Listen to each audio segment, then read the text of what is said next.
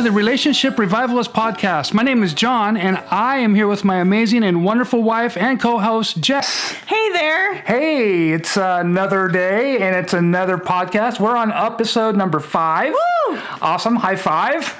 And so we are on our first podcast of the month in December. Ooh. And what does that mean? Oh, John, you know what that means, don't you? I have an idea.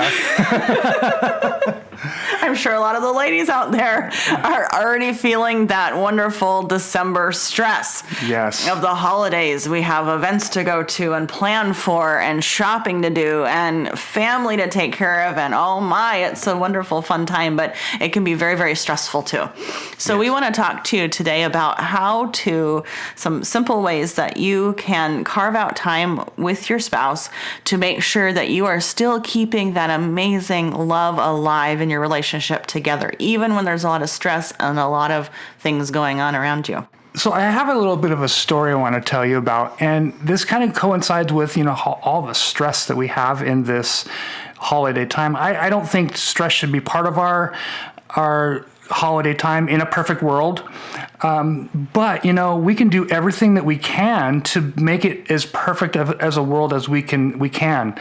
And so when I was growing up, I was always going out and caroling, and I would go out to rest homes, and I would do everything that I could to make other people have a wonderful and awesome holiday. And so that is the outward look on the inside. Is that how you say that? So on the outside, people see, oh yeah, I'm happy. And, of course I was happy, but there's another side of that, and that's the stress side.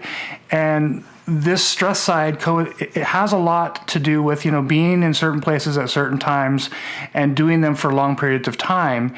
And then there's the travel in between different places that you're going to go, and that adds stress up. And I'm not going to say that I am not thankful for the opportunity to do that, because I was very thankful to see that. I was able to see how much work is involved in doing all these things. And just being able to make someone smile for the day, or just so that they can see that there is a life, a world outside of where they're at. If I'm speaking like rest homes, a lot of those people that are in there don't have that outside look of what the world is, other than if they look on the TV. And so you can actually bring the world into them, say hi to them, and make them have a wonderful day, and they get to smile for the day. And so that really opened up my eyes to that. So then we want to have the ability to enjoy the holidays. Isn't that right? Absolutely, John. And that's kind of what we want to talk to you about too. So in your story, you felt that stress, right, of traveling and having to be at certain places at certain times to make other people happy. Yes. To make it enjoyable for them, which is so wonderful and noble. And, you probably do it yourself, or you probably know others who make sure that they take out time for others and bless them, which is a wonderful, wonderful thing. It's also so important to take out time for you and your spouse to be able to have a little fun, a little laughter, and enjoy each other's company. In the midst of all of that, we have to fill our own cup before we can help fill anyone else's. We have to find our joy before we can help others find their joy too. And so let's talk about some ways, it's just really simple ways that you and your spouse can carve out that time to each other. We've been talking about being like kind of having a bulletproof kind of marriage, where you're locked arms together, you're a united front together. And it's important when you're doing that to make sure that you're taking time out for each other together.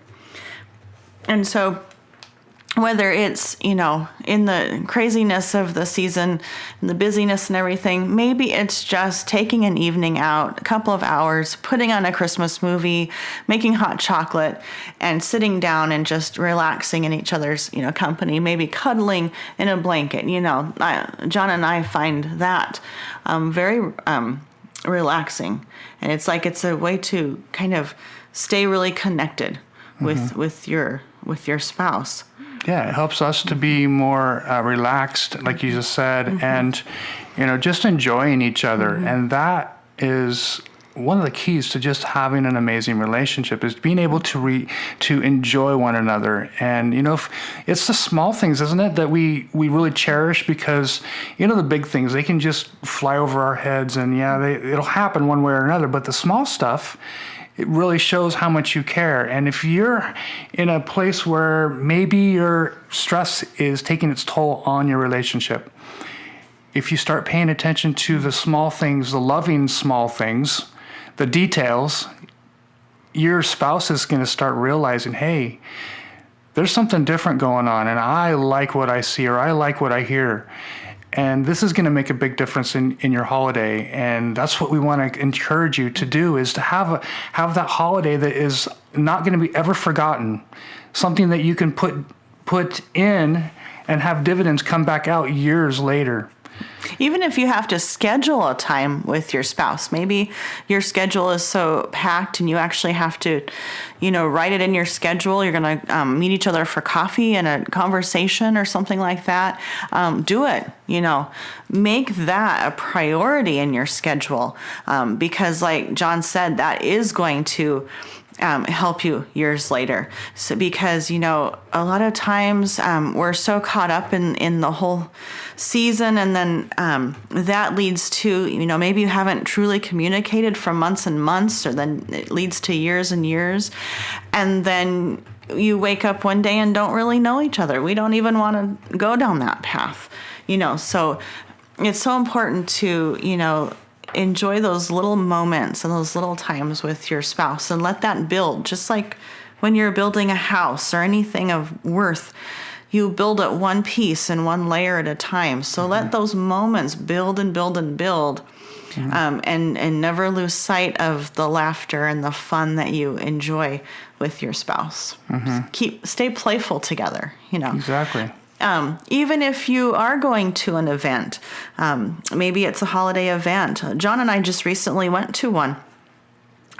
It was one that we were really, really excited about, and it was a fabulous event. We had so much fun.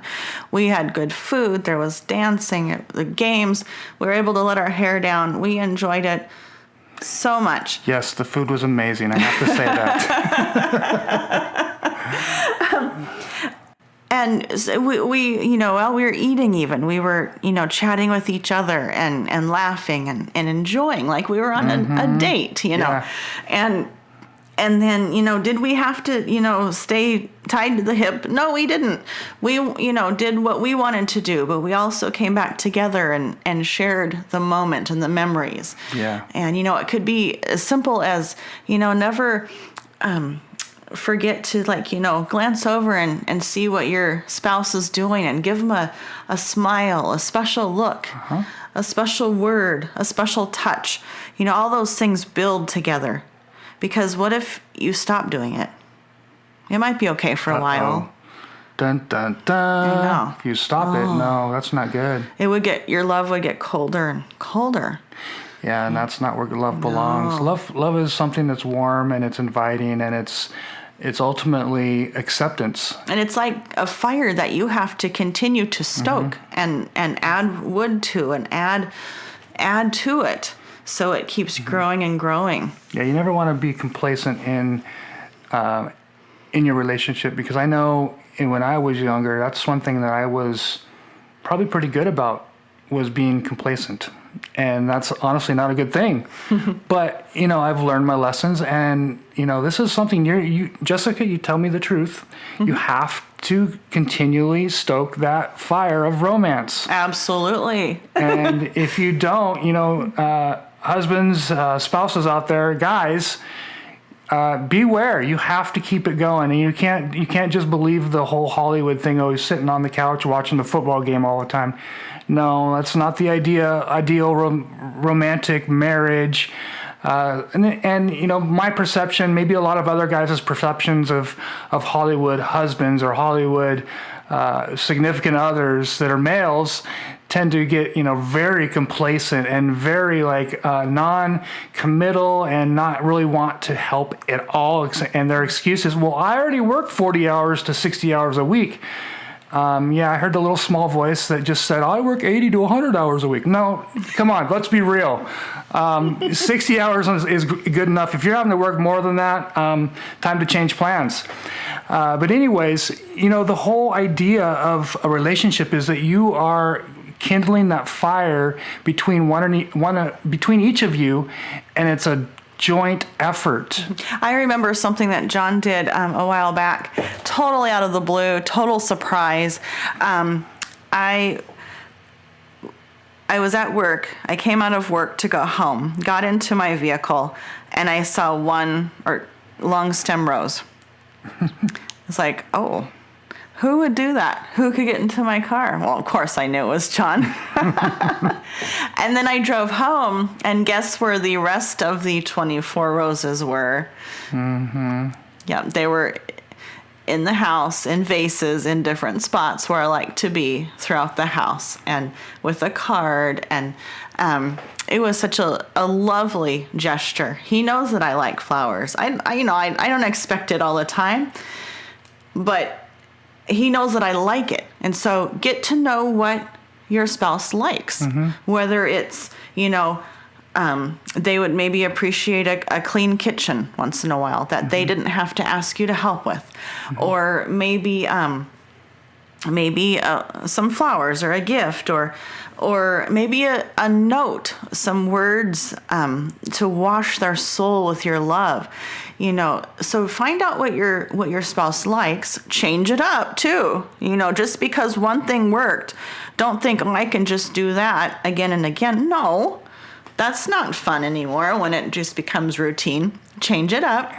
And for ladies too, don't get complacent in expecting your husband to do certain things, putting that heavy expectation on them. Be thankful. Be thankful that they helped you clean the kitchen, or maybe they took out the trash or filled the dishwasher without you asking, or whatever. Be thankful and let them know that you're appreciative of it. Maybe change up your look once in a while. Dress a little sexy when you go out. There you go. Yeah, just like we did the other night. Yeah. Yeah, and guys, and I'm not just talking to the guys, the gals too. You can get some ideas merely by listening to what pops into your mind.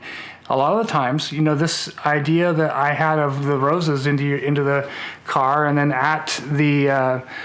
and then all throughout the house, that wasn't just me thinking about that. That was, and I blame the Holy Spirit.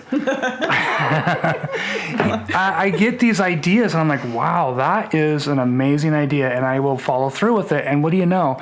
I've made time in our history that we can remember and bring back anytime we want to remember the good time. And that is how you start building that house. That relationship house. That is lovely. And you want to care for your house. You protect your house, right? Exactly. Like on a football field, don't they talk about exactly? You protect your house. Exactly. It's one of those united front. We did that just recently. A united front. Yeah. Strong wall. And you protect your relationship. So, guys, I would say listen to those ideas that pop into your head. They will lead you to the promised land. And your wife will be very appreciative. That's right. Well, if she's not, then there's maybe there's another podcast she has to listen to. Yeah. But you probably would be surprised at how far that will go. Yes. So that is all for this week. We are going to see you in the next podcast. We're at episode number 5. 5. And soon 6, 7, 8, 9. And we're going to be in double digits before the end of the year, I believe, if I did my math right. Woo! So, yeah, continue to listen. Subscribe if you haven't. And we will see you in the next podcast. See you later.